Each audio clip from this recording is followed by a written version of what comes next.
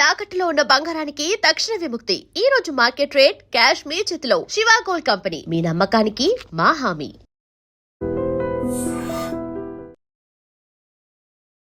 I dream చూస్తున్న ప్రేక్షకులందరికీ నమస్కారం. ద్వాదశ రాశుల వారికి గోచార రీత్యా సెప్టెంబర్ మాసంలో ఏ విధంగా ఉంటుందో తెలియజేయడానికి ఈ రోజు మనతో పాటు ఐకాన్ ఆస్ట్రాలజర్ గట్టపల్లి సురేష్ బాబు గారు ఉన్నారు. నమస్కారం అండి. జై శ్రీమన్నారాయణ. గురుగారు, సెప్టెంబర్ మాసంలో ఈ సింహరాశి వారికి ఏ విధంగా ఉంటుందో తెలియజేయండి. ఖచ్చితంగా అండి. సింహరాశి ఇటీవలే కొన్ని గ్రహాలైన స్థితిగతులు మారిపోయిన తర్వాత సింహరాశి వాళ్ళకి కొంచెం ఊపిరి పీల్చుకున్నాం, మహిష్మతి ఊపిరి పీల్చుకునే టైప్లో కొంచెం ముందుకు వెళ్తూ ఉన్నారు. వెళ్ళే తరుణంలోనే 12వ స్థానంలో గ్రహణం ఒకటి ఏర్పడటం. ఈ గ్రహణ ఛాయలు వచ్చేసి 3 మాసాలు ఉంటాయి. అందులోనూ మీనరాశిలో ఏర్పడ్డటువంటి శని భగవాన్ యొక్క అశుభ దృష్టి ఇది వచ్చేసి డిసెంబర్ 11వ తారీఖు వరకు కూడా కొనసాగుతూ ఉంటుంది. అంటే ఎక్కడేసి అక్కడే ఉండబోతుంది ఈ డిసెంబర్ 11వ తారీఖు వరకు కూడా. కానీ గ్రహాల యొక్క స్థితిగతులు ఏం చేస్తున్నాయి అంటే 2వ స్థానంలో బుధుడు, 3వ స్థానంలో శుక్రుడు ఏర్పడి ఉన్నారు. వీళ్ళ వలన సింహరాశి వాళ్ళకి ఒక రకం కలిసి వస్తుంది అని చెప్పవచ్చు. ఈ శని భగవాడికి అశుభ దృష్టి, గ్రహణం ఒక అశుభ దృష్టి తప్పితే వేరే అయితే 1-2 సార్లు చేస్తే పని అయితే అవ్వచ్చు. కాకపోతే ఒకటి వీరికి ఆరోగ్య సమస్య అయితే కొంచెం కనపడుతూ ఉంది. ఎందుకు కనపడుతుంది అంటే కనుక వీరి స్థానంలో కేతు ఉన్నాడు, 2వ స్థానంలో బుధుడు ఉన్నాడు. కాబట్టి కొంతమేర ఎదుటి వాళ్ళ దగ్గర నుంచి మోసపోవడం కూడా జరుగుతూ ఉంటుంది. మోసపోవటము, ఇబ్బంది అవ్వటము, పెళ్లి సంబంధాలు కుదిరి పెళ్లి తాలిబొట్టు కట్టే టయానికి ఆపండి ఒకసారి అంటారు చూసారా పాత సినిమాల్లో, ఆ టైప్లో తాలిబొట్టు కట్టేంత వరకు కూడా నమ్మకాలు ఉండవు అనమాట. కాబట్టి అందుకోసమే సింహరాశి వాళ్ళు పెళ్లి చేసుకోవాలంటే నేనైతే చెప్తే ఈ సంవత్సరం వద్దు అని.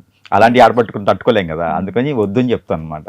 అందుకని నెక్స్ట్ ఇయర్ ఫిబ్రవరి 17వ తారీఖు మొదలు పెట్టుకుంటే సరిపోతుంది. అదే మన అమ్మాయి మన అబ్బాయిని అనిపించుకోవచ్చు, కానీ తాలిబొట్టు కట్టేయడానికి ఎవరో వచ్చేసి ఆపండి అన్నాడు అనుకోండి. అందుకని పెళ్లి చేసుకోకుండా ఉంటే ఈ సంవత్సరం వరకు చేసుకోకుంటే సరిపోతుంది. ఇంకా తట్టుకోలేమండి అలా కావాలేదంటే కనుక వారు ఏం చేయాలంటే రావి చెట్టుకి కానీ ఆవి చెట్టుకి కానీ పెళ్లి చేసేయాలి ముందు, లేకపోతే కనుక కొబ్బరి చెట్టుకి పెళ్లి చేసేసేయాలి. లేకపోతే ఆ ఇబ్బంది అయితే ఎవరొకరు వస్తారు పంచి పట్టుకొని వచ్చేసి ఆపండి పెళ్లి అంటారు.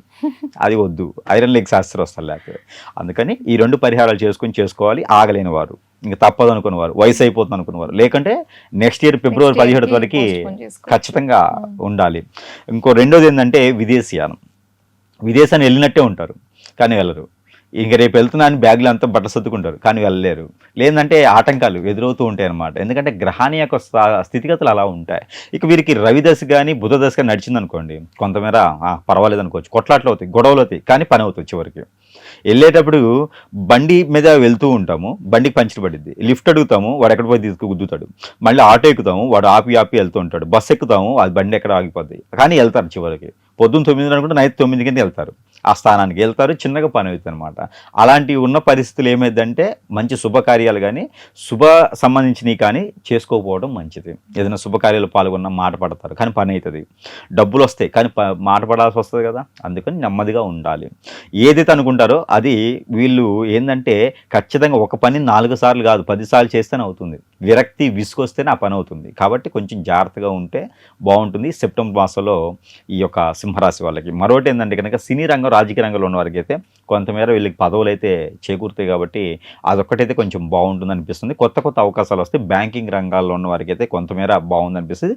అలానే మీడియా రంగాల వాళ్ళకి కూడా డబ్బులు అనేది చేయగలుగుతూ ఉంటాయి. కాకపోతే ఖచ్చితంగా వీరి మీద అందరికన్నా ఉంటుంది. కాబట్టి జాగ్రత్తగా ఉండాలి. జాగ్రత్తగా లేకపోతే మాత్రం సింహరాశి వాళ్ళకి ఏమి ఉండదు, వాళ్ళ గురించే మీడియాలో భజనలు ఉంటాయి అన్నమాట.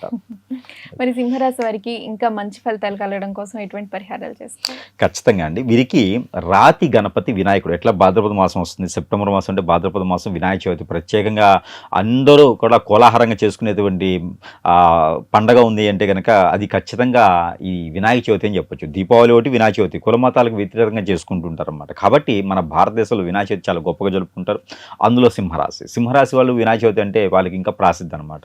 అందులో దత్తాత్రేయ స్వామి అన్న వినాయకుడి కన్నా ఎక్కువగా వీళ్ళు పూజించుకుంటూ ఉంటారు. దత్తాత్రేయ స్వామి పూజించినా, వినాయక స్వామి వారి పూజించినా వీళ్ళకి పనులు కూడా త్వరగా అవుతూ ఉంటాయి. కాబట్టి ఆ వినాయక స్వామి వారికి గోధుమ పిండి కానీ, గోధుమ పిండిలో ఏదైనా బెల్లం కలిపి కానీ ఏదైనా రోటీలు చేసి ఆ రోటీలు స్వామివారికి నైవేద్యం పెట్టాలి. గోధుమ పిండి రోటీలు ఉంటాయి కదా, అవి కానీ జొన్నపిండి రోటీలు కానీ స్వామివారికి నైవేద్యం పెట్టాలి. 7వ రోజు కానీ స్వామివారికి నైవేద్యం పెట్టినట్టయితే వీరికి అన్ని రకాల సానుకూల పడేటువంటి వాతావరణం కూడా లభ్యపడేటువంటిది కనిపిస్తుంది. అలానే విఘ్నాలు కానీ ఆటంకాలు కానీ ఏమైనా ఉంటే కూడా అవి కూడా కొంతమేర చవిచూసేలాగా back pain, shoulder pain, muscles pain, అలానే ఒబిసిటీ, ఎసిడిటీ లాంటివి, ఫైబ్రాయిడ్స్ లాంటివి, కిడ్నీస్, లివర్స్ లాంటి సమస్య వచ్చేలా కనపడుతుంది. కాబట్టి వాటి ప్రికాషన్స్ అయితే మాత్రము ఖచ్చితంగా ఆలివ్ ఆయిల్ కానీ తీసుకోవాలి. వీళ్ళు వంటలో కానీ మామూలుగా కానీ ఆలివ్ ఆయిల్ రోజుకు ఒక టీ స్పూన్ లేదా టూ డేస్కి ఒకసారి టీ స్పూన్ తీసుకుంటే, లేకపోతే యాపిల్ వెనిగర్, ఈ యాపిల్ వెనిగర్ కూడా హాట్ వాటర్లో ఒక టీ స్పూన్ వేసుకొని తాగితే కూడా అలాంటి సమస్యలు రాకుండా మోకాళ్ళు, మోచేతులు పెయిన్స్ కానీ, నొప్పులు కానీ, సొరియాసిస్, పెరాలసిస్ ఇలాంటి రాకుండా ఉండడానికి ముందుగానే ప్రికాషన్ కిందగా